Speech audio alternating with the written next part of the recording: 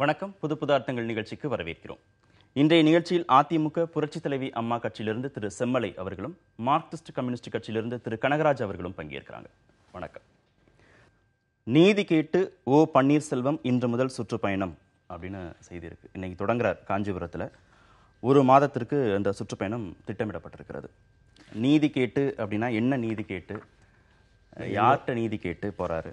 எங்களுடைய தலைவர் மாண்புமிகு ஓ பன்னீர்செல்வம் அவர்கள் தர்ம யுத்தத்திற்கான சுற்றுப்பயணத்தை இன்றைக்கு துவங்குகிறார். பத்திரிகையில் வேண்டுமானால் நீங்கள் நீதி கேட்டு என்று போட்டிருக்கலாம், அல்லது ஊடகங்களிலே நீதி கேட்டு என்று போட்டிருக்கலாம். எங்கள் தலைவருடைய சுற்றுப்பயணத்துடைய நோக்கம் நல்ல நோக்கம், யாருக்கும் எதிரானதல்ல. அதாவது இந்த சுற்றுப்பயணத்தின் மூலம் உங்களுக்கே தெரியும், ஒரு கட்சியினுடைய உயிர் நாடியே தொண்டர்கள்தான். யானைக்கு தும்பிக்கையில் பலம் என்று சொல்வார்கள். அதே போல ஒரு இயக்கத்திற்கு, ஒரு கட்சிக்கு தொண்டர்கள் தான் பலம். எனவே தொண்டர்களை சந்தித்து எங்கள் பக்கம் இருக்கிற நியாயத்தை எடுத்துச் சொல்லி அவர்கள் மத்தியிலே ஒரு விழிப்புணர்வு ஏற்படுத்துவதற்காகத்தான் சுற்றுப்பயணத்தை. உங்க பக்கம் இருக்கக்கூடிய நியாயம் அப்படிங்கறத யாரு பறிச்சுக்கிட்டாங்க, என்ன கேட்க போறீங்க? பறிக்கிறங்கிற பேச்சுக்கு இடம் இல்லை. இப்போ உங்களுக்கே தெரியும், இப்போ இரண்டு பிரிவினருக்கிடையே பேச்சுவார்த்தை நடந்து வருகிற இந்த சூழ்நிலையில் அண்ணன் தம்பிகளுக்குள் கருத்து வேறுபாடு இருக்குமே, ஆனால் அந்த கருத்து வேறுபாடுகள் இருந்தாலும் ஏதாவது ஒரு பக்கம்தான் நியாயம் இருக்கும் இல்லையா? ஏதாவது ஒரு பக்கம்தான் நியாயம் இருக்கும். எனவே ஒரு தரப்பு நியாயத்தை எப்படி ஒரு சகோதரர் தன்னுடைய நியாயத்தை ஊர் பஞ்சாயத்திடமும் ஊர் மக்களிடமும் எடுத்துச் சொல்வதைப் போல அந்த நியாயத்தை, எங்கள் பக்கம் இருக்கிற நியாயத்தை, என்ன நியாயம் நான் கேட்கிறேன். இல்ல, அதாவது உங்க பக்கம் என்ன நியாயம் இருக்கிறதா நீங்க நினைக்கிறீங்க? அதாவது எது பறிபோயிடுச்சு நீங்க உணர்றீங்கன்னு சொல்லணும். அதாவது இந்த இரண்டு குழுக்கள் அமைக்கப்பட்ட பிறகு நாங்கள் இரண்டு கோரிக்கைகளை முன்வைத்திருக்கிறோம். அந்த இரண்டு கோரிக்கைகளை எதிர்முகாமில் இருப்பவர்கள் இன்னும் அதை கொண்டதாக தெரியவில்லை. எனவே இந்த சூழ்நிலையில் அந்த இரண்டு கோரிக்கைகளின் நியாயத்தை எடுத்துச் சொல்லி தொண்டர்களிடையே விழிப்புணர்வை ஏற்படுத்துவதற்கும், இன்னும் சொல்லப்போனால் எதிரணியிலே இருப்பவர்களுக்கு அவர்கள் நியாயத்தை இன்னும் உணரவில்லை என்பதற்காக அந்த நியாயத்தை அவர்களுக்கு உணர வைப்பதற்காகவும் தான் இந்த சுற்றுப்பயணத்தை நாங்கள் ஏற்படுத்தியிருக்கோம். தொண்டர்களை மட்டும் சந்திக்க போறாரா, மக்களையும் சந்திக்க போறாரா? இல்லை, தொண்டர்களை சந்திக்கும் போது மக்களையும் சந்திக்கக்கூடிய வாய்ப்பு இருக்கும் அல்லவா? தொண்டர்கள் என்று தனியாக பிரித்து பார்த்து நாங்கள் செல்லவில்லை. தொண்டர்கள் ஆலோசனை கூட்டம் என்று போட்டு தொண்டர்களை சந்திக்க போகிறோம். அப்பொழுது பொதுமக்களையும் சந்திக்கிற வாய்ப்பு நிச்சயமாக எங்களுடைய தலைவருக்கு ஏற்படும். திரு கனகராஜ், எப்படி பார்க்குறீங்க? என்ன சண்டை எவ்வளோ நாள் போய்கிட்டு இருக்கோம். தமிழகம் எப்போது கடுமையான அது சந்தித்து கொண்டு இருக்கிற பிரச்சனைகளை இவர்கள் எப்போது அதில் கவனம் செலுத்த போகிறாங்க? அது ஆளுகிற தரப்பாக இருக்கட்டும், அல்லது திரு ஓபிஎஸ் அவர்களுடைய தரப்பாக இருக்கட்டும். நேற்று சாயங்காலம் ஸ்ரீபெரும்புதூரில் ஒரு இடத்துக்கு போயிருந்தேன். ஜின்டெக்குங்கிற ஒரு கம்பெனியில், ஒரு கொரிய கம்பெனி ஜின்டெக்குங்கிற கம்பெனி 95 நாள் ஸ்ட்ரைக்கு. எந்த அதிகாரியும் தலையிட மாட்டான்.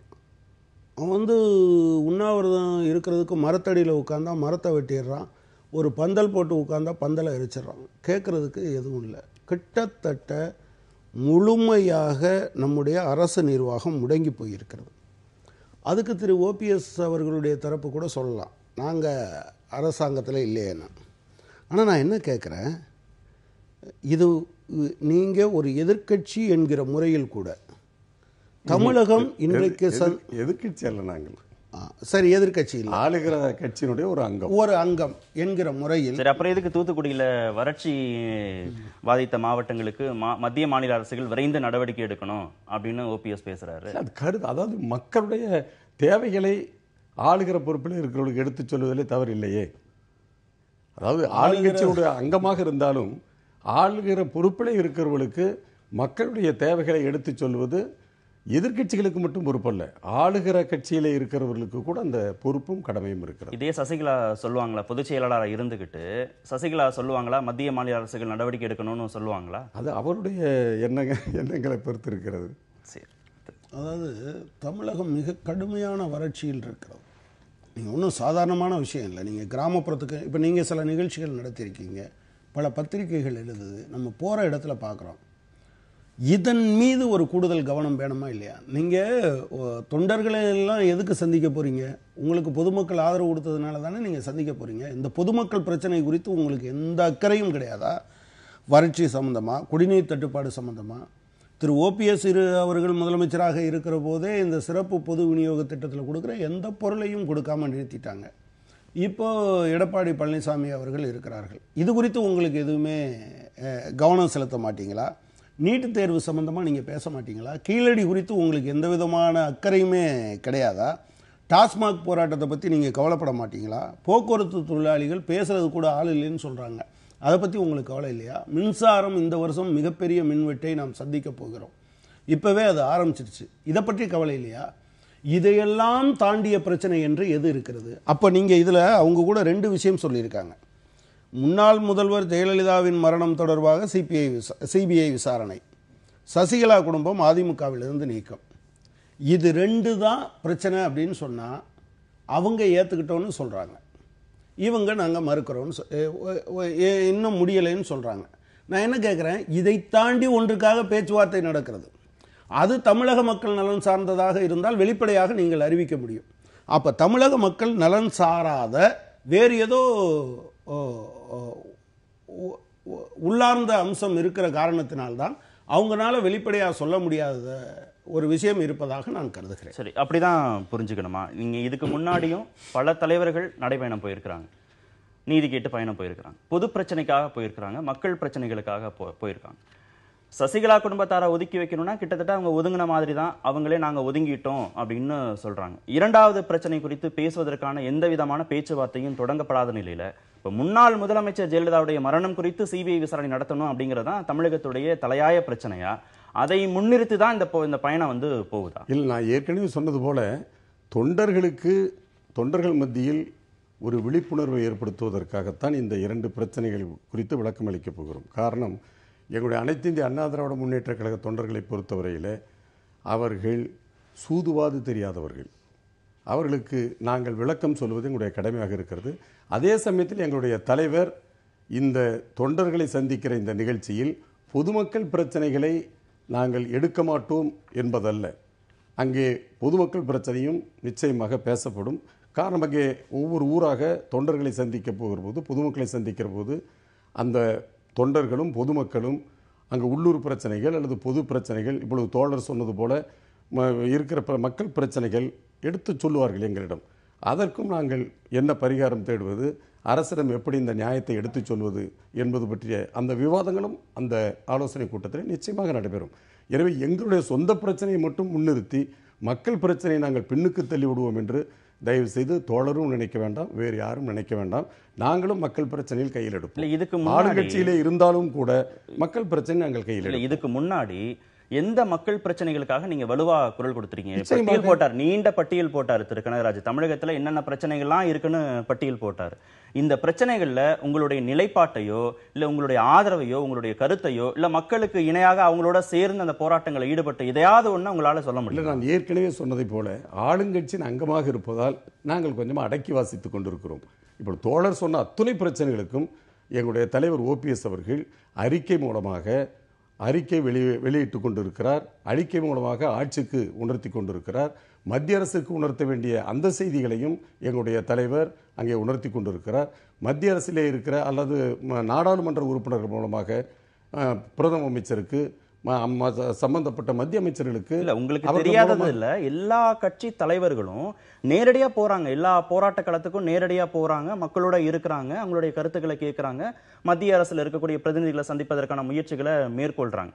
ஓபிஎஸ் தரப்புன்னு வருகிற போது அங்க என்ன நடக்குதுன்னு கேட்கிறேன். கன்ஸ்ட்ரக்டிவா நீங்க என்ன பண்ணிருக்கீங்க இந்த பிரச்சனைகள்? நீங்கள் சொல்வதை போல அப்படி போராட வேண்டிய கட்டம், போராட வேண்டிய சூழ்நிலை ஏற்பட்டால் நிச்சயமாக நாங்களும் களத்தில் இறங்குவோம். அது கரெக்டு. இதுவரை நீங்கள் எதில் எந்த இதுலேயும் அவர் வெளிப்படையாக சொல்ல. இன்னொரு தமிழகம் சந்தித்த மிக முக்கியமான பிரச்சனை, ஒரு இடைத்தேர்தல் ஒத்தி வைக்கப்படுகிறது. உங்களுடைய எதிர்த்தரப்பு, நீங்களும் போட்டி போடுறீங்க, அண்ணன் தம்பிக்குள்ளே தான் போட்டின்னு நீங்கள் சொல்லிட்டீங்க, நான் அதுக்குள்ளே வரல. ஆனால் உங்கள் அண்ணனோ தம்பியோ விஜயபாஸ்கர் வீட்டில் இருந்து விஜயபாஸ்கர் வீட்டில் ரெய்டு நடக்குது. அதனுடைய அடிப்படையில் தான் இந்த தேர்தல் ஒத்திவைக்கப்படுகிறது. இப்போதும் இது தொடர்கிறது. நீங்கள் தேர்தலப்போ சில விஷயங்களை பேசுனீங்க. ஆனால் இதுவரையிலும் அமைச்சர் விஜயபாஸ்கர் இந்த மாதிரி குற்றம் செய்திருக்கிறார் அல்லது அவர் குற்றம் சுமத்தப்பட்டு இருக்கிறது, இது போன்ற விஷயங்களில் நீங்கள் கருத்து சொல்லியிருக்கீங்களா? நீட் தேர்வு சம்பந்தமாக ஓபிஎஸ் இந்த காலத்தில் எங்கேயாவது பேசியிருக்காரா? நான் என்ன சொல்கிறேன், போராட்டத்துக்கு போக வேண்டும் என்று நான் சொல்ல, எல்லாரும் அப்படி இருக்கணும்லாம் அவசியம் இல்லை. தலைவர்களாக இருக்கிறவர்கள் ஸ்டேட்மெண்ட் விட்டாலே போதும். நீட் தேர்வு சம்பந்தமாக இதுவரையிலும் திரு ஓபிஎஸ் அவர்கள் என்ன சொல்லியிருக்கிறார் என்று நான் அறிந்து கொள்ள விரும்புகிறேன். ஒருவேளை நான் தெரியாமல் தோழர் மன்னிக்கும். இப்போ தூத்துக்குடி நிகழ்ச்சிக்கு போகிற போது விமான நிலையத்தில் நிருபர்கள் கேட்ட கேள்விக்கு நீட் சம்பந்தமாக தெளிவாக அந்த பிரச்சனை எடுத்து சொல்லியிருக்கால். இன்னும் ஒன்று தோழருக்கு ஞாபகப்படுத்த விரும்புகிறேன். அவர் முதலமைச்சராக இருந்த காலத்தில் தான் இந்த நீட்டு தேர்வுக்கு விதிவிலக்கு வேண்டும் என்ற சட்ட முன்வடிவு இங்கே அதாவது சட்டமன்றத்திலே நிறைவேற்றப்பட்டு அது மத்திய அரசினுடைய ஒப்புதலுக்காக அவருடைய காலத்தில் தான் அனுப்பி வைக்கப்பட்டிருக்கிறது. இப்பொழுது இருக்கிறவர்கள் அதற்கு அழுத்தம் கொடுத்து அதனுடைய முடிவை பெற வேண்டும், மத்திய அரசாங்கத்தினுடைய முடிவை பெற வேண்டும். சரி, அது குறித்து இன்னும் அடுத்ததான் நம்ம விரிவாக பேசலாம். இப்போ நீங்க சுற்றுப்பயணம் போற மாதிரியே வந்து கே பழனிசாமி தரப்புலையும் வந்து எம்ஜிஆர் நூற்றாண்டு விழாவை கொண்டாடுவதற்கான ஏற்பாடுகளை செய்யறாங்க. அதே மாதிரி பொதுக்கூட்டங்கள் நடத்துவதற்கான ஏற்பாடுகளையும் செய்யறாங்க. நீங்க நியாயம் கேட்க போற மாதிரி அவங்களுடைய செயல்பாடுகள் குறித்து அவங்களுடைய குறைகள் குறித்தெல்லாம் நீங்க மக்கள்கிட்ட கேட்கிற மாதிரி அவங்களும் உங்க தரப்பு விமர்சனங்களையும் உங்களுடைய கடந்த கால செயல்பாடுகளையும் மக்கள்கிட்ட சொல்ல போறதாக அந்த செய்தி சொல்லுது. இப்ப இருதரப்பும் மாறி மாறி நீங்க குற்றச்சாட்டுகளை தெரிஞ்சுக்கிறதையோ இல்ல மக்கள்கிட்ட நீங்க வந்து விளக்க வைக்கிறதுனாலயோ என்ன மாதிரியான விளைவுகள் ஏற்படும் நீங்க நினைக்கிறீங்க? மக்கள் உங்களை பத்தி என்ன புரிஞ்சுப்பாங்கன்னு எடுத்துக்கிறீங்க? ஒருவேளை எங்களை பார்த்து அவர்கள் காப்பி அடிக்கிறார்களோ இன்னும் தெரியாது. அப்படியே இருந்தாலும் ஆக இரண்டு பேரும் ஒரு நோக்கத்திற்காக இந்த பிரச்சனையை கையில் எடுக்கிற போது ஏதாவது அதற்கு விடை கிடைக்கும், அந்த பிரச்சனைகளுக்கு தீர்வு கிடைக்கும். அப்படியாவது இந்த நாட்டு மக்களுக்கு நல்லது கிடைத்தால் நாங்கள் அதை வரவேற்கிறோம். இவங்க போய் நீதி கேட்கறதுக்காக இவங்க ஒரு பயணம் போறாங்க. எடப்பாடி தரப்புலையும் வந்து மக்கள்கிட்ட போய் கடந்த கால செயல்பாடுகள் குறித்து இவங்க விளக்கி சொல்ல போறாங்கிறதா அந்த செய்தியோட மைய கருவா இருக்கு. இது என்ன மக்கள்கிட்ட என்ன விளைவுகளை ஏற்படுத்தும், மக்கள் இதை எப்படி எடுத்துப்பாங்க? இல்லை, அதாவது ரெண்டு பகுதியினரும் தமிழக மக்களை பகடைக்காயாக வைத்து கொண்டு ஆடுகிறார்கள். இது இவங்க ஒரு பக்கம் உணர்ச்சியை கொந்தளிப்பை உருவாக்குறாங்க. நான் என்ன கேட்குறேன், மரியாதைக்குரிய முன்னாள் அமைச்சர் அவர்களுடைய ஊரில் தான் நேற்றும் இன்றைக்கும் செய்திகள் வந்துகிட்டு இருக்கு. கால்நடைகள் தண்ணீர் இல்லாமல் கொண்டு போய் வெளியே விட்டுறாங்க. ஒட்டுமொத்தமாக செத்து கிடக்கு. வெறும் எலும்பு கூடு மட்டும்தான் இருக்குது. இது ஒரு பிரச்சனையா இல்லையா? நான் என்ன கேட்குறேன், தமிழகம் கடுமையான நிதி நெருக்கடியை சந்தித்து கொண்டு இருக்கிறது. திரு ஓ பன்னீர்செல்வம் அவர்கள் முதலமைச்சராக நிதியமைச்சராக போன முறை அவர் அந்த பட்ஜெட்டை தாக்கல் பண்ணும்போது சொல்லியிருக்கார். சகாயம் அறிக்கையில் என்ன சொல்கிறாங்கன்னா, அந்த கிரானைட் முறைகேடில் 1,09,000 கோடி அரசுக்கு இழப்பு ஏற்பட்டிருக்கு.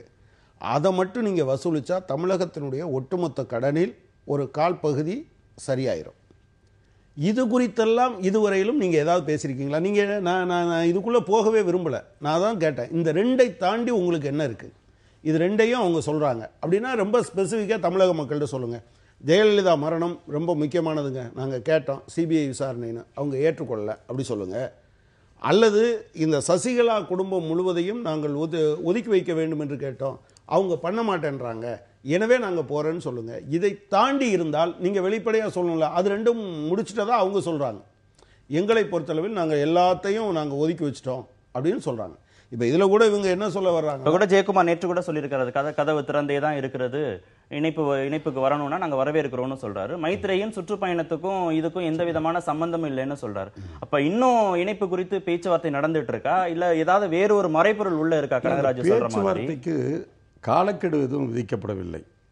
எங்கள் தரப்பில் நாங்கள் வலியுறுத்துவது எங்களுடைய 2 கோரிக்கைகள், நிபந்தனைகள் கூட அல்ல. நாங்கள் சொல்லுவது அந்த 2 கோரிக்கைகள் உங்கள் தரப்பிலே ஏற்றுக்கொள்ளப்பட்டால் நாங்கள் பேச்சுவார்த்தைக்கு நாங்களும் கதவை திறந்து தான் வைத்திருக்கிறோம், பேச்சுவார்த்தைக்கு நாங்கள் தயாராக இருக்கிறோம் என்று தான் சொல்லுகிறோம்.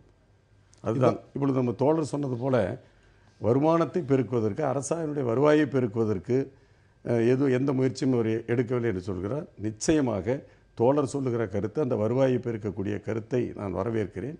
நிச்சயமாக எங்களுடைய தலைவர் ஓபிஎஸ் அவர்கள் இந்த தமிழ்நாட்டினுடைய முதலமைச்சராக வருகிற போது தோழருடைய கருத்து பரிசீலிக்கப்பட்டு அரசாங்கத்தினுடைய வருவாயை பெருக்கி மக்களுக்கு பல நல்ல திட்டங்களை கொண்டு வருவதற்கு அவருடைய யோசனையை நாங்கள் நிச்சயமாக. அதுக்கு எவ்வளவு நாள் காத்திருக்கணும்? என்றைக்கு வேண்டுமானாலும் நடக்கலாம். அதிசயம் என்றைக்கு வேண்டுமானாலும் நடக்கலாம். இல்ல, கனகராஜ் கேட்கிறாருல, நீங்க இதுதான் பிரச்சனை, நாங்க சொன்னோம் அவங்க ஏத்துக்கலன்னு சொல்லி இந்த விஷயத்துல இருந்து வெளியே வந்து மக்கள் பிரச்சனைகளை நீங்க ஏன் கவனம் செலுத்த மாட்டேங்கிறீங்க, அது குறித்து ஏன் நீங்க வந்து முக்கியத்துவம் கொடுக்க மாட்டேங்கிறீங்கன்னு அவர் கேட்கிறார். உங்களுடைய கோரிக்கைகள் 2 தான் அப்படின்னா அவங்க தெளிவா சொல்லிட்டதாக சொல்றாங்க, நீங்க இந்த கோரிக்கைகளை ஏத்துக்கலன்னு சொல்றீங்க. எத்தனை நாட்களுக்கு இந்த பிரச்சனைகள் குறித்தே பேசிட்டு இருக்க முடியும்? நீங்கள் சொல்வதை போல, தோழர் சொல்வதை போல அவரிடமிருந்து இன்னும் முறையான முடிவான பதில் வரவில்லை என்பதுதான் எங்களுடைய கேள்வி. அந்த பதில் நிச்சயமாக வருகிற போது அந்த பேச்சுவார்த்தை தொடருமா? ஆனா இணைப்பை விரும்பலன்னு நீங்க ஒரு கருத்தை சொல்லியிருக்கிறீங்க. தொண்டர்கள் வந்து இணைப்பை விரும்பல அப்படின்னு நீங்க ஒரு கருத்தை சொன்னீங்க. எங்களுடைய சேலம் மாவட்டத்தில் நான் மாநில நிர்வாகியாக இருக்கிற காரணத்தினாலே சேலம் மாவட்டத்தினுடைய நிர்வாகி என்ற முறையில் அந்த கூட்டத்திலே கலந்து கொண்டேன். அப்பொழுது தொண்டர்கள் தங்களுடைய எண்ணங்களை தீர்மானமாக வடித்து தந்தார்கள். அதில் இணைப்பை பெரும்பாலான தொண்டர்கள் விரும்பவில்லை. அதை தீர்மானமாக போட்டதை நான் கூட என்ன சொல்லிவிட்டு வந்தேன் என்றால், மேல்மட்டத்திலே அல்லது மேலிடத்த தலைவர்களிடம் உங்களுடைய எண்ணங்களை பிரதிபலிக்கிறேன் என்று சொல்லிவிட்டு வந்தேன். அது அந்த தீர்மானத்தினுடைய அடிப்படையாக அவருடைய எண்ணங்களுடைய பிரதிபலிப்பு அந்த தீர்மானம், அவ்வளவுதான். இப்போ மரியாதைக்குரிய முன்னாள் அமைச்சர் பேசுகிற போது ஆரம்பிக்கிற போது என்ன சொன்னாங்கன்னா, தொண்டர்கள் தான் உயிர் நாடி, தொண்டர்கள் கருத்தை மதித்துத்தான் நாங்கள் இதெல்லாம் பண்ணுறோம் அப்படின்னு சொன்னார். அவர் மாவட்டம் மட்டும் தனியாக இருக்கிறதுக்கு வாய்ப்பில்லை. அவர் மாவட்டத்தில் இருக்கக்கூடிய பெரும்பாலான தொண்டர்கள் அவர்களுடைய கருத்துக்களை இணைப்பு கூடாது என்கிறார்கள். இதுதான் நிலைமைன்னா இதை தாண்டி இவங்க பேசுவதற்கான நோக்கம் என்ன இருக்கிறது என்கிற கேள்வி இருக்கிறது. இப்போ இணையக்கூடாது, பேச்சுவார்த்தை நடத்துகிறோம் என்று ஒரு பக்கமும் அது தொண்டர்களுடைய விருப்பம் என்பதாக இருந்தால், இன்னொரு பக்கத்தில் இணையக்கூடாது என்று தொண்டர்கள் ஒரு யுனானிமஸாக சொல்கிற ஒரு கருத்துக்கு அவங்க மரியாதை கொடுக்கணும்ல. அப்படி இல்லைன்னா அதை தாண்டி இப்படி சொல்வதற்கான காரணம் ஒன்று சொல்லணும்ல. எனவே தான் மறைபொருள் ஒன்று இருக்கிறது, அதில் தான் அவங்க கான்சன்ட்ரேட் பண்ணுறாங்களே தவிர, இதில் இன்னும் சொல்லப்போனால் அதிமுக அணியில் உள்ள தொண்டர்களினுடைய நலனோ அதிமுக கட்சியினுடைய நலனோ அல்லது தமிழக நலனோ இதில் எதுவும் இல்லை. இல்லை, மறைபொருள்னா நீங்க என்ன உணர்றீங்க? உங்க புரிதலுக்கு என்ன தட்டுப்படுது? அவங்க அதுதான் நான் ஏற்கனவே உங்களோட இந்த நிகழ்ச்சியிலே பேசியிருக்கோம். நீங்கள் சில பத்திரிகைகளில் வந்திருந்தது, திரு ஓபிஎஸ் தரப்பு பிஜேபியோடு அதிமுக கூட்டணிக்கு போக வேண்டும் என்று கேட்பதாகவும், முதலமைச்சர் பொறுப்பில் தாங்கள் வர வேண்டும் என்று கேட்பதாகவும் அதில் சில நிபந்தனைகள் சொல்லப்பட்டிருந்தது. அது இல்லைன்னா இது ரெண்டும் எங்கள் அஜெண்டாவில் இல்லைங்க அப்படின்னு இவங்க சொல்லணும். ஸோ வெளியே நாங்கள் ஜெயலலிதா மரணத்திற்கு நீதி கேட்கிறோம், சசிகலாவை ஒதுக்கி வைக்கிறோம் என்று சொல்லிவிட்டு, இன்னொரு பக்கத்தில் பிஜேபிக்கான ஒரு இணைப்பு அணியாக இது இருப்பதும் அல்லது முதலமைச்சர் பதவிதான் இவர்களுடைய நோக்கமாக இருப்பது என்று அதுல தெரிய வருது தானே. இல்ல, நீங்க பளிச்சுன்னு இல்லைன்னு சொல்றீங்களா? இது ரெண்டும் இல்லை. இன்னொரு கேள்வியும் இருக்கு. இல்ல, சொல்லிடுறேன். எங்களை பொறுத்தவரையில் சீக்ரெட் அஜெண்டா என்ற பேச்சுக்கே இடமில்லை. நாங்கள் தெளிவாக சொல்லியிருக்கிறோம். இந்த 2 கோரிக்கைகளை வைத்தோமே தவிர எங்களுக்கு எந்த நிபந்தனையும் இல்லை. முதலமைச்சர் வேண்டும் என்றோ அல்லது வேறு ஏதாவது நிபந்தனைகள் இருக்கிறதா என்று சொன்னால் நிச்சயமாக இல்லை. there is no expectation also, எதிர்பார்ப்பும் இல்லை. இல்ல, நீங்க சுற்றுப்பயணம் போறது குறித்தெல்லாம் நீங்க அறிவிப்பதற்கு முன்னாடியே நீங்க சொல்லிட்டீங்க, சேலம் மாவட்ட மக்களுக்கு தொண்டர்களுக்கு போறதுல விருப்பம் இல்லை அப்படின்னு. அப்ப குறைந்தபட்சம் ஒரு சுற்றுப்பயணம் போகட்டும், தொண்டர்களின் கருத்தெல்லாம் தெரிஞ்சுக்கிட்டோம், அதற்கு பிறகு நாங்க ஒரு முடிவெடுப்போம்னு கூட நீங்க இதுவரைக்கும் வெளிப்படையாக அறிவிக்கவே இல்லை. சுற்றுப்பயணத்துக்கும் இதுக்கும் எந்த விதமான சம்பந்தம் இல்லைன்னு இன்னொரு கருத்தை சொல்லிக்கிட்டு, தொண்டர்களுடைய கருத்து என்னவாக இருந்தாலும் இந்த சுற்றுப்பயணத்தை முடித்து தொண்டருடைய கருத்துக்களை எண்ணங்களை அறிந்த பிறகு தலைமை ஒரு முடிவெடுக்கிற போது நிச்சயமாக எங்களுடைய தொண்டர்கள் தலைமையினுடைய முடிவுக்கு நிச்சயமாக கட்டுப்படுவார். மே மாத இறுதியில தான் தெரிய வரும் சேர்றது இல்லையான்னு. என்ன சுற்றுப்பயணம் நான் ஏற்கனவே சொல்ற காலக்கெடு எதுவும் இல்லை. அது விரைவாக முடிந்தாலும் முடியலாம் அல்லது கொஞ்சம் நீண்டு கொண்டு போனாலும் போகலாம். அது எதிர்முகாமிலே இருக்கிறவருடைய முடிவை பொறுத்தது. எதிர்கொள்ள தயங்குகிறது அப்படின்னு உயர்நீதிமன்ற நீதிபதி திரு கிருபாகரன் கருத்து தெரிவிச்சிருக்கிறார். நேற்று நடைபெற்ற வழக்கு விசாரணையின் போது அவர் இந்த கருத்தை சொல்லியிருக்கிறாரு. எப்படி பார்க்கலாம் கனகராஜ்? இந்த நீதிபதிகள்லாம் என்ன நினச்சிட்டு இருக்காங்கன்னு தெரியல எனக்கு. அவங்கவுங்க நோக்கத்துக்கு பேசுகிறாங்க. ப்ராப்ளம் என்ன, தமிழ்நாட்டில் ஒரு பெரிய இன்ஃப்ராஸ்ட்ரக்சர் உருவாக்கப்பட்டிருக்கு. இதெல்லாம் தமிழக மக்களுடைய வரிப்பணத்தில் உருவாக்கப்பட்ட இன்ஃப்ராஸ்ட்ரக்சர். நீதிபதி கிருபாகரனுக்கு தெரியுமா, இந்தியாவில் மிக அதிகமாக போஸ்ட் கிராஜுவேட்டும் இதுவும் கவர்மெண்ட்ஸ் நம்ம பொதுத்துறையில் இருக்கிறது அரசுனுடைய மருத்துவக் கல்லூரிகள் 19 கல்லூரிகள் தமிழ்நாட்டில் இருக்குது. இப்படி எத்தனை கல்லூரி வேறு எந்த மாநிலத்தில் இருக்குன்னு கேளுங்க. இதெல்லாம் யாரோட காசு? நம்பர் 1. நம்பர் 2, 69% இடஒதுக்கீடு என்பது தமிழகத்துக்கு மட்டும் பிரத்யேகமானது. இப்போ அது போயிடும்ல. நம்பர் 3, நான் என்ன கேட்குறேன், சமமான போட்டி என்று பேசுகிறார். ஏன் நீங்கள் போட்டி விட முடியல, தரமில்லை என்று பேசுகிறார். சமமான போட்டி என்பதே சமமான வாய்ப்பு கிடைத்த பிறகு தானே நடக்கும். நீங்கள் கிராமப்புறத்தில் இன்ஃப்ராஸ்ட்ரக்சர், நான் இங்கே மட்டும் சொல்ல, இந்தியா முழுவதும் சொல்கிறேன்.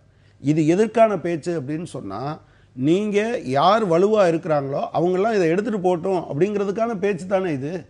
எனக்கு நான் ஆரம்ப கல்வியிலிருந்து நான் மேல்நிலை கல்வி முடிக்கிற வரையிலும் எனக்கு தரமான கல்வியை நீங்கள் வழங்கிய பிறகுதான் சமமான போட்டி, எல்லோருக்கும் இடையில் போட்டி என்பதை கொண்டு வர வேண்டும். அப்படி இல்லாத போது இதை எப்படி சொல்ல முடியும்? எனவே ரொம்ப டெக்னிக்கலாக பார்க்கக்கூடாது. வெறும் நீங்கள் யோசிக்கிற போது உங்கள் இதயத்திலிருந்து சமூகத்தினுடைய யதார்த்தத்திலிருந்து யோசிப்பதற்கு பதிலாக ஏன் தயங்குறீங்கன்னு என்ன இது இது இது என்ன கேள்வி? ஆங்கிலம் பேசுவதற்கு கூட தடுமாறுகிற திணறுகிற மாணவர்களில் இருக்கிற நாடு இது. கிராமப்புறத்தில் நான் முதல் தலைமுறை படிச்சுட்டு வந்தேன். எனக்கு பொதுவான இடங்களில் பேசுவதற்கே கூட சிரமப்படும். அப்போ நீங்கள் இதே மாதிரி இருக்கிற என்னை ஒரு மிக சிறந்த எல்லா வசதிகளும் இருக்கக்கூடிய பள்ளிக்கூடத்தில் இருக்கிறவர்களோடு போட்டியிட சொல்கிறீங்க. நீங்கள் தனியார் பள்ளிகளையும் தனியார் கல்லூரிகளையும் ஊக்குவிப்பதற்கான ஏற்பாடு. நான் என்ன கேட்குறேன், இனிமேல் தமிழ்நாடு இப்படி இன்வெஸ்ட் பண்ணுமா? 19 மருத்துவக் கல்லூரி கொண்டு வந்தது மாதிரி எதிர்காலத்தில் கொண்டு வருமா? கொண்டு வராதில்ல. எப்படினாலும் எந்த மாநிலத்துக்காரரோ வந்து படிக்க போகிறார், நம்ம ஆளுக்கு ஏதாவது தேவைன்னா அடுத்த இடத்துல கொண்டு போய் படிக்க வைக்க போகிறார் என்று நடக்கும். எனவே தனியார் கல்வி முறையை ஊக்குவிப்பதற்கான கட்டண கொள்ளைக்கு வழிவகுக்கிற, அதை வியாபாரமாக்குகிற ஏற்பாட்டுக்கு தெரிந்தோ தெரியாமலோ நீதிபதி கிருபாகரன் துணை போகிறார் என்றுதான் நான் நினைக்கிறேன். நீங்கள் எப்படி பார்க்குறீங்க செம்மலை? இன்றைய சூழ்நிலையில் தமிழ்நாட்டை பொறுத்தவரையில் நீட் தேர்வு என்பது மாணவ மாணவிகளுக்கு கவலை அளிக்கக்கூடிய விஷயமாகத்தான் இருக்கிறது. அதேபோல் பெற்றோர்களுக்கும் கவலை அளிக்கக்கூடிய விஷயமாகத்தான் இருக்கிறது. ஆனால் தோழர் சொன்னதைப் போல இந்த நீதிபதியினுடைய கருத்து எனக்கு உடன்பாடு அல்ல. தரமில்லாத ஆசிரியர்களால் தான் தமிழகம் இதை எதிர்கொள்ள முடியவில்லை என்று சொல்லுகிறார். அது ஏற்கக்கூடியதல்ல. ஏன் என்று சொல்லுகிறேன் என்று சொன்னால், இப்பொழுது ஆசிரியர் தேர்வே டெட் போன்ற தகுதி தேர்வை வைத்துத்தான் ஆசிரியர்கள் நியமிக்கிறார்கள். ஆனால் ஆசிரியர்களை குறை சொல்லக்கூடாது. ஆனால் இதில் என்ன பிரச்சனை என்று சொன்னால், இந்த நீட் தேர்வு, the national eligibility entrance test, அந்த நீட் தேர்வை பொறுத்தவரையில் கேள்வித்தாள்கள் சிபிஎஸ்இ பாடத்திட்டத்தின் அடிப்படையிலே தயாரிக்கப்படுகிறது. ஆனால் இங்கே மெட்ரிகுலேஷன் உட்பட நம்முடைய பள்ளிகள், அரசு பள்ளிகளிலே மாநில பாடத்திட்டம், ஸ்டேட் சிலபஸ். எனவே ஸ்டேட் சிலபஸ் அந்த அந்த சிபிஎஸ்இ பாடத்திட்ட அளவிற்கு கொஞ்சம் அந்த அளவுக்கு இல்லாததனால் நம்முடைய தமிழ்நாட்டிலே இருக்கிற ஸ்டேட் போர்டிலே மாநில பாடத்திட்டத்திலே படிக்கிற மாணவ மாணவிகள் அந்த நீட் தேர்விலே சிபிஎஸ்இ மாணவர்களோடு போட்டி போட முடியவில்லை. அதை எதிர்கொள்ள முடியவில்லை. அதனால்தான் இந்த நிலைமையை தவிர வேறு காரணம் அல்ல. ஆனால் என்னை பொறுத்தவரையில் இப்பொழுது நான் ஏற்கனவே சொன்னதைப் போல முன்னாள் முதல்வர் ஓ பன்னீர்செல்வம் அவர்கள் முதலமைச்சராக இருந்தபோது தான் அந்த நீட் தேர்விற்கு சட்டம் இயற்றப்பட்டு மத்திய அரசாங்கத்திற்கு அனுப்பப்பட்டது. அதை தொடர்ந்து இன்றைக்கு இருக்கிற அரசாங்கம், ஆட்சியாளர்கள் அதற்கு அழுத்தம் கொடுத்து விதிவிலக்கு பெற்றிருந்தால் மாணவர்களுக்கு இந்த பிரச்சனை இருக்காது.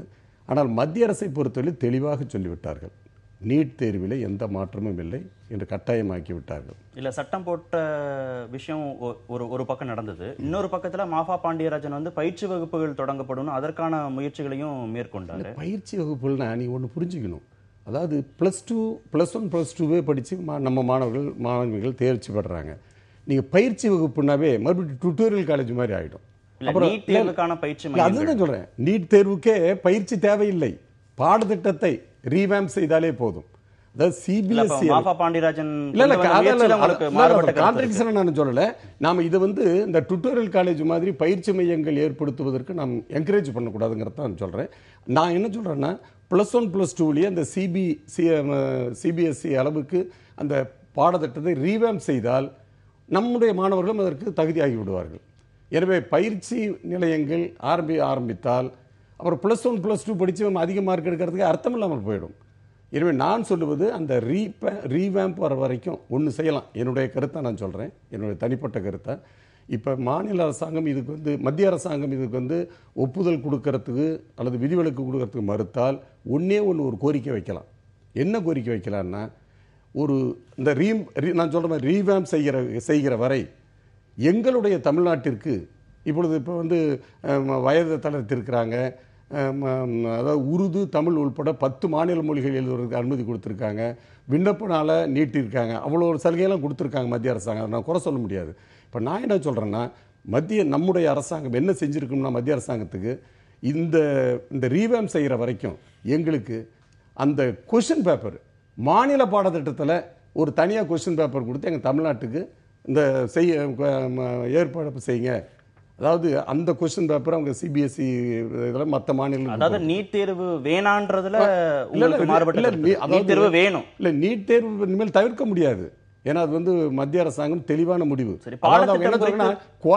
குவாலிட்டி டாக்டர்ஸ் உருவாக்கணும், குவாலிட்டி என்ஜினியர்ஸ். இப்போ அடுத்த வருஷம்லாம் என்ஜினியர்களுக்கும் அதாவது பொறியியல் பாடத்திட்டத்துக்கும் நீட் தேர்வு வரப்போகுது. ஆக ஒரு குவாலிட்டி என்ஜினியர்ஸ், குவாலிட்டி டாக்டர்ஸ் உருவாக்கணுங்கிற தான் இந்த நீட் தேர்வு வைக்கிறாங்க. நீட் தேர்வு வைக்கிறது தவறு இல்லைன்னு சொல்ல மாட்டேன். எனக்கு என்னன்னா இந்த டிஸ்கிரிமினேஷன் இருக்கக்கூடாது. இல்ல, அப்ப எதுக்கு நம்ம சட்டமன்றத்துல சட்டம் கொண்டு வரணும்? இப்ப இந்த சூழ்நிலையில அந்த மாணவரோட போட்டி போட முடியாத சூழ்நிலையில நம்முடைய மாணவர்களை பாதுகாப்பு விலக்கு கேட்கப்பட்டது. முதலமைச்சராக ஜெயலலிதா இருந்த போதே கேட்கப்பட்டது. ஆனா சட்டம் போடப்பட்டது நிரந்தர விதிவிலக்கு வேணும்னு தான் சட்டம் போடப்பட்டது. நீங்க அதுல இருந்து மாறுபடுறீங்க. இனிமே தவிர்க்க முடியாது நீங்க சொல்றீங்க. நம்ம ஒரு நோக்கத்தோட போட்டோம், அது நிறைவேறவில்லை என்று சொன்னால் அட்லீஸ்ட் அடுத்த ஆல்டர்னேட்டிவ். இல்ல, இவ்வளவு குழப்பம் ஏன் கேக்குறப்ப நீங்க மாஃபா பாண்டியராஜன் கொண்டு வந்த பயிற்சி மையங்கள்ல உங்களுக்கு உடன்பாடு இல்ல. பயிற்சி மையங்கள் 11ஆம் வகுப்பு 12ஆம் வகுப்பு பாடத்திட்டத்தையே இன்னும் ஸ்ட்ரென்தன் பண்ணணும்னு ஒரு கருத்தை சொல்றீங்க. பயிற்சி மையம் நீட் தேர்வை தவிர்க்க முடியாதுன்னு ஒரு கருத்தை சொல்றீங்க. ஆனா சட்டமும் கொண்டு வந்தாச்சு. இதுதானே மாணவர்களை குழப்பம். தமிழக அரசு என்ன ஏதாவது ஒரு நிலைப்பாட்டை எடுக்காதா அப்படிங்கறதான மாணவர்கள். விதிவிலக்கு மத்திய அரசாங்கம் கொடுக்க முடியாது என்று சொன்ன பிறகு குறைந்தபட்சம் இதையாவது கேட்டு தனி கொஸ்டின் பேப்பர்ஸ், மாநில பாடத்திட்டத்துக்கு எங்களுக்கு தனியா கொஸ்டின் பேப்பர் தயார் பண்ணி இந்த தேர்வு நடத்துங்கன்னு சொல்லியிருந்தா ஒருவேளை மத்திய அரசாங்கம் ஏற்றுக்கொண்டு இருக்கும். நான் ஒரே ஒரு உதாரணம் சொல்றேங்க. அம்மா இருக்கும்போது தோழருக்கு நல்லா தெரியும், என்எல்சியினுடைய பங்கை தனியாருக்கு விற்கணும்னு மத்திய அரசாங்கம் முடிவெடுத்தது. மும்பையில் இருக்கிற செபி, உங்களுக்கு தெரியும், security exchange of board of India, அது முடிவெடுக்கும்போது அம்மா தொழிலாளர்கள் எதிர்ப்பு தெரிவித்தாங்க. அம்மா அது மத்திய அரசாங்கம் கவனத்துக்கு கொண்டு போனாங்க. அவங்க முடியவே முடியாதுன்னு சொல்லிட்டாங்க. அதாவது விற்கிறது தான். அம்மா என்ன சொன்னாங்கன்னா, அரசாங்கத்தினுடைய சொத்து அரசாங்கத்துக்கு இருக்கணும், தனியாருக்கு கைவசம் போகக்கூடாது அப்படிங்கிறது அம்மாவுடைய நிலைப்பாடு. அது வேற செபியாலையும் தீர்க்க முடியல, மத்திய அரசாங்கம் தீர்க்க முடியல. அம்மா ஒரு சொல்யூஷன் சொன்னாங்க. என்ன, சரி அப்படின்னாலும் தனியாருக்கு நீங்க விற்காதீங்க, நாங்க எங்களுடைய மாநில சர்க்காருடைய பொது நிறுவனங்கள் மூலமாக அந்த பங்கை நாங்கள் வாங்கிக்கிறோம்னு சொல்லி மாநில அரசாங்கத்தினுடைய பொது நிறுவனங்கள் மூலமாக அந்த பங்கை வாங்கி அதுக்கு அந்த சொல்யூஷன், அது ஒரு முற்றுப்புள்ளி வச்சாங்க. அது மாதிரி இது முடியலங்கும் போது அடுத்தது ஆல்டர்னேட்டிவ், ஒரு மாற்று ஏற்பாடு. அதனால மாநில பாடத்திட்டத்தின் அடிப்படையில் 6 வருஷம் ஆட்சி பொறுப்புல இருந்தது நீங்க தானே. மாநில பாடத்திட்டத்தை சிபிஎஸ்இக்கு நிகராக தரம் இல்லைன்னா அந்த குற்றச்சாட்டை யார் மேல வைக்கல? ஜல்லிக்கட்டுக்கு 6 வருடமா நீங்க அதை ஸ்ட்ரென்தன் பண்ணல, இல்ல சப்ஜெக்ட் நீங்க ரீஸ்டடி பண்ணலங்கிறது யாருடைய குற்றச்சாட்டு? உங்களுக்கு நெறியாளருக்கு தெரியாது இல்ல. ஒரு ரீவேம் பண்றது கொஞ்சம் கால அவகாசம் வேணும். குறைஞ்சது 3 to 5 வருஷம் தேவைப்படும். ரொம்ப சிம்பிளா புரிஞ்சுக்க வேண்டியது நீட் தேர்வு வேணுங்கிறதா அவருடைய. எனக்கு அதுல உடன்பாடே கிடையாதுங்க. சமூகத்திலும் கல்வி அளிக்கிற முறையிலும் ஏற்றத்தாழ்வு இருக்கிற வரை சமமான போட்டி என்பதே மோசடி என்பதுதான் என்னுடைய கருத்து. நான் இவங்ககிட்ட என்ன கேட்க விரும்புகிறேன், 69% சமூக நீதி காத்த வீராங்கனைன்னு சொன்னீங்களே, தமிழ்நாட்டில் இருக்க அரசு கல்லூரிகளில் இனிமேல் அது நடக்குமா? மத்திய அரசாங்கம் முழுவதையும் இதன் மீதான கல்விக் கொள்கை மட்டுமல்ல, கல்விக் கொள்கையில் மட்டுமல்ல, அந்த இடத்தில் யார் இருப்பது என்பதையும் மத்திய அரசாங்கம் தீர்மானிக்கிற போது நீங்க அதற்கு உரிய முறையில் நீங்க சொல்றீங்களா இல்லையா? நான் என்ன கேட்கிறேன், இல்ல மத்த மாநிலங்கள்ல எதிர்ப்பு இல்ல, மத்த மாநிலங்கள்ல அவங்களுடைய ஸ்டேட் போர்டை தான் அவங்க பின்பற்றுறாங்கன்னு நீதிமன்ற கேள்வி கேக்குது. அதுதான் திரு கிருபாகரன்ட்ட நான் என்ன சொல்ல வேண்டியது இருக்குன்னா, கிருபாகரன் அவர்களே, நீங்க பிற்படுத்தப்பட்டோருக்கான இடஒதுக்கீடு தமிழகத்தில் பொறியாக கிளம்பிய பிறகுதான் இந்தியா முழுவதும் வந்தது. மத்திய அரசாங்கத்தில் மண்டல் கமிஷனுக்கு பின்னால தான் வந்தது. எந்த நீதிபதியும் உட்கார்ந்து இதை அமல்படுத்தணும் சொல்லல, நாங்க போராடி தான் கொண்டு வந்தோம். இது இல்லாமல் இருந்திருந்தால் உங்களுக்கு வந்திருக்காது. அதை நீங்க புரிந்து கொள்ள வேண்டிய அவசியம் இருக்கிறது. எனவே நீங்க நான் அவர்கிட்ட கேட்க விரும்புறேன், நீங்க பவுல்ட்ரி மாதிரி ஒரு பிராய்லர் கோழியை உருவாக்குறது மாதிரி இன்ஜெக்ஷன் போட்டு வெயிட்டை உருவாக்கணும்னு நினைக்கிறீங்களா? தனியார் இன்ஸ்டிடியூஷன் நீங்க சொல்ற தரமான கல்வியிலிருந்து வருகிறவர்கள் நேர்மையானவர்களாக இப்ப இன்னைக்கு இருக்கிறாங்களா? நம்ம அட்மினிஸ்ட்ரேட்டிவ் சிஸ்டத்தை பத்தி பேசுறோமே, நிறைய வந்திருக்கக்கூடிய ஐஏஎஸ் ஐபிஎஸ்ல இந்த மாதிரி யோக்கியமா வந்த ஆட்கள் பல பேர் நீங்க கவர்மெண்ட் ஸ்கூல்ல படிச்சவங்க தானே வந்திருக்காங்க. அதை ஸ்ட்ரெங்தன் பண்ண சொல்லுங்க, அதை சரிப்படுத்த சொல்லுங்க. சிபிஎஸ்இ மட்டும் ரொம்ப உயர்வா இருக்கா? இப்ப நம்ம பேசிட்டு இருக்கோமே, பெண்கள்னா 34, அதான 24, 36, 24 அப்படி இருந்தா தான் பெண்கள் அழகா இருக்காங்க. வி ஷேப்ல இருந்தா தான் அப்படி இருக்க முடியும். ஆண்கள் அழகானவங்கன்னு சொல்ல முடியும். வெள்ளை கலர் இருந்தால் நீங்கள் என்டர்பிரனராக வர்றதுல அது ஒரு அட்வான்டேஜ். இப்படி சொல்லி கொடுக்குற பாடத்திட்டத்தை தூக்கி கொண்டு அலைய வேண்டும் என்று கர்ணன் கேட்கிறாரா? அது அவசியம் கிடையாது. நீங்கள் இந்தியா முழுவதிலும் வேறுபாடு இருக்கிறது என்று ஒத்துக்கொள்ளுகிற போது அந்த வேறுபாட்டுக்கு தகுந்த மாதிரி அதை கணக்கில் எடுத்துக்கொண்டு தான் செய்யணுமே தவிர எல்லாரும் சமம் என்பது, நீங்கள் மாற்றுத்திறனாளி ஒருவரையும் ஏற்கனவே பயிற்சி பெற்ற ஒருவரையும் ஒரு போட்டியில் ஓட விட்டு 2 பேருக்கும் சமமான வாய்ப்பு கொடுக்கிறோம் என்று சொல்வதனுடைய பொருளே நீங்கள் இந்த மாற்றுத்திறனாளியை மறுதளிக்கிறீர்கள் என்று அர்த்தம். மதவாத சக்திகளிடமிருந்து இந்தியாவை காப்பாற்ற போராடும் கட்சிகளோடு இடதுசாரிகள் கைகோர்க்க வேண்டும் அப்படின்னு திருமாவளவன் பேசியிருக்கிறார். அம்பேத்கருடைய 125வது பிறந்தநாள் நிறைவு விழாவை முன்னிட்டு விடுதலை சிறுத்தைகள் கட்சி சார்பாக விருது வழங்கும் விழா நேற்று நடைபெற்றது. அந்த விழாவில் பேசும்போது அவர் சொல்றார், 2 செய்தி இருக்கு. ஒன்று, இந்தியா காப்பாற்ற வேண்டிய ஒரு நிலையில இருக்கா அப்படின்னு ஒன்று, இன்னொன்று இடதுசாரிகள் கைகோர்க்க மாட்டேங்கிறாங்களா அப்படின்னு ஒரு செய்தி. எப்படி பார்க்கலாம் கனகராஜ்? இந்த தலைப்பு கொஞ்சம் மிஸ்லீடிங்காக இருக்குது. அவர் பேசுனதில் வந்திருக்குமான்னு, ஏதோ இந்தியாவை காப்பாற்ற போராடும் கட்சிகள் கொஞ்சம் தனியாக இருக்கிறதாகவும் இடதுசாரிகள் இதை பற்றியெல்லாம் கவலைப்படாமல் அப்படி ஓரமாக இருப்பது போன்ற தோற்றம் இருக்கிறது. இந்தியா காப்பாற்றப்பட வேண்டிய நிலையில் தான் இருக்கிறது. நேற்றைய மும்பை உயர்நீதிமன்றத்தினுடைய தீர்ப்பு ஒன்று வந்திருக்கு. பில்கிஸ் பானு 2002ஆம் ஆண்டு மார்ச் மாதம் 3ஆம் தேதி அவள் குடும்பத்தில் 14 பேரை கொல்றாங்க. அம்மா, தங்கச்சி. அப்போது அந்த பெண்ணுக்கு வயசு 19. தன்னுடைய 3 வயது குழந்தை கல்லால் அடித்து கொல்லப்படுவதை அவள் கண்ணு முன்னால் பார்த்தாள். 5 மாத கர்ப்பிணி கூட்டு வன்புணர்வுக்கு உள்ளாக்கப்பட்டார். நீங்கள் 2002லேருந்து 15 வருஷம் அதை யோசிச்சு பாருங்களேன்.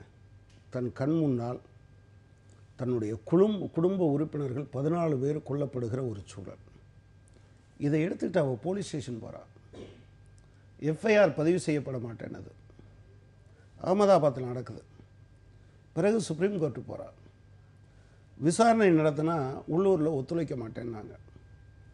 பிறகு அது மும்பை உயர்நீதிமன்றத்துக்கு போகுது. நேற்று மும்பை உயர்நீதிமன்றம் ஏற்கனவே அந்த 12 பேரில் ஒருத்தர் இறந்து போனது போக 11 பேருக்கு ஆயுள் தண்டனையும், அதே போல் ஒரு 6 பேர் டாக்டர்கள், போலீஸ்காரர், இவங்க எல்லாம் அந்த ரெக்கார்டை டேம்பர் பண்ணதுக்கு இன்னும் 6 பேருக்கு தண்டனையும் கொடுத்து தீர்ப்பு கொடுத்துருக்கு. நம்ம பத்திரிகைகள் எப்படி சொல்லியிருக்காங்கன்னு தெரியல. நேற்று கொடுத்திருந்த தலைப்புகள்லாம் பார்த்தேன். ரொம்ப ரொம்ப அழிச்சாட்டியம் தாங்க முடியாது. ஒரு 14 பேரை பறிகொடுத்த ஒருத்தியினுடைய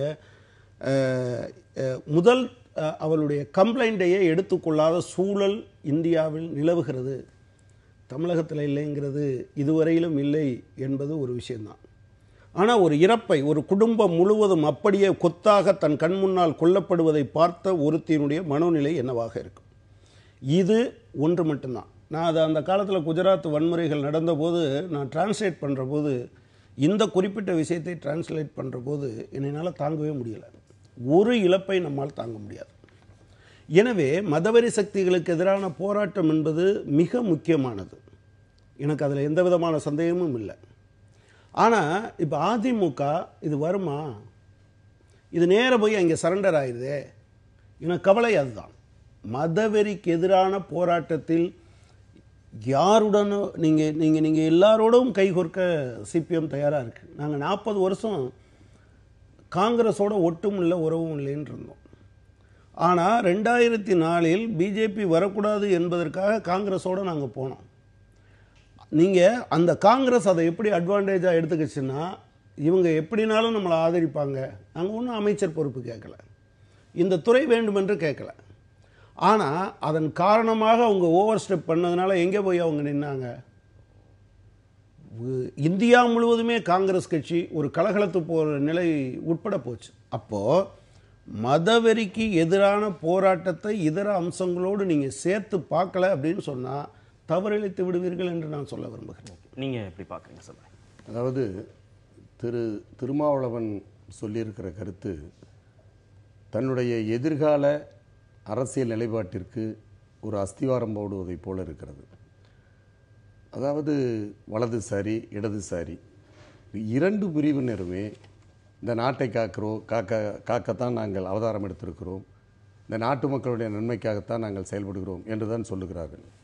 வலதுசாரியும் அதைத்தான் சொல்லுகிறது, இடதுசாரியும் அதைத்தான் சொல்லுகிறது.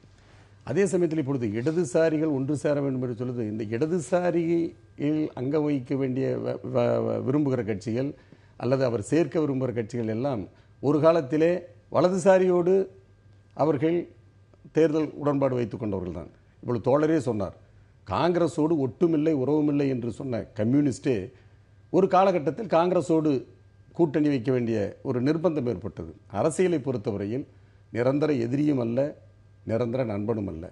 என்னை பொறுத்தவரையில் அது வலதுசாரியாக இருந்தாலும் சரி இடதுசாரியாக இருந்தாலும் சரி, நாட்டு மக்களுடைய நன்மையை நாட்டினுடைய நலனை பிரதிபலிப்பதாக அல்லது அதை காப்பாற்றக்கூடியவர்களாக இரண்டு பேருடைய எண்ணங்களும் இருக்க வேண்டும். அதாவது ஒவ்வொரு கட்சிக்கும் தனிப்பட்ட கொள்கை கூட இருக்கலாம், ஆனால் அந்த கொள்கையை ஆட்சிக்கு வந்த பிறகு மக்கள் மீது திணிக்கக்கூடாது. என்னுடைய கருத்து. தனி கொள்கைகள் கூட இருக்கலாம், கட்சிக்கென்று சில சித்தாந்தங்கள் இருக்கலாம், கட்சிக்கென்று சில தத்துவங்கள் கூட இருக்கலாம். ஆனால் அந்த சித்தாந்தங்களை தத்துவங்களை ஆட்சிக்கு வந்த பிறகு மக்கள் விரும்பாததை அல்லது மக்களுக்கு எதிரான செயல்களை தன்னுடைய கட்சியினுடைய கொள்கை என்ற அந்த போர்வையிலே ஆட்சியிலே திணிக்கக்கூடாது. திருமாவளவன் சொன்னதை நான் ஏற்றுக்கொள்கிறேன். மதவாத அரசியல் இருக்கக்கூடாது, சாதி அரசியல் இருக்கக்கூடாது, அதோடு குடும்ப அரசியல் சொல்லும்போது அதிமுக வருமா அப்படின்னு ஒரு சந்தேகமா கேட்டார். அதிமுகவுடைய நிலைப்பாடு தான் என்ன? இப்ப பிஜேபி தமிழகத்தில் காலூன்ற கூடாது அப்படின்னு திமுக பேசுது, மற்ற கட்சிகள் பேசுறாங்க. அதே திமுக பிஜேபியோடு கூட்டு சேர்ந்து அரசாங்கத்திலே அங்கம் பெற்றார்களே, அதை என்ன சொல்வது? இல்ல, அதிமுகவும் இருந்தது. அதிமுகவும் அதான் நான் என்ன சொல்றேன்னா, நாங்க வேறுபடுத்தி பார்க்கவில்லை. வலதுசாரியாக இருந்தாலும் சரி இடதுசாரியாக இருந்தாலும் சரி, மக்கள் நலம் சார்ந்து நாட்டு நலம் சார்ந்து அவர்கள் போகிற போது அவர்களோடு இணைந்து போவதில் கூட தவறில்லை.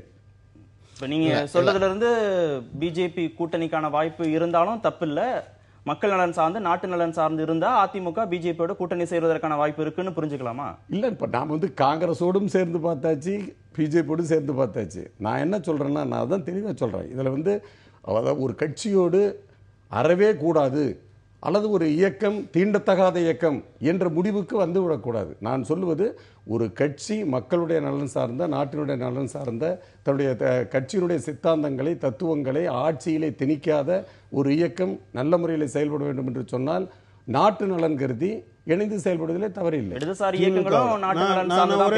ஒரு நிமிஷம், திமுகவோட நீங்க இணைந்து செயல்படுவீங்களா? அப்படி ஒரு திமுக ஆட்சி பொறுப்பு வந்துருச்சு, நீங்க இணைந்து செயல்படலாம்னு நினைப்பீங்களா? நல்லது செஞ்சா. பிஜேபி இந்த 2.5 வருஷ காலத்தில் அவங்க தேர்தல் அறிக்கையில் சொன்னதில் ஒரே ஒரு அம்சம் அவங்க செஞ்சுருக்காங்கன்னு நீங்கள் ஏதாவது சொல்ல முடியுமா? சாதாரண ஆள் எதை வேணாலும் நம்பட்டோம்.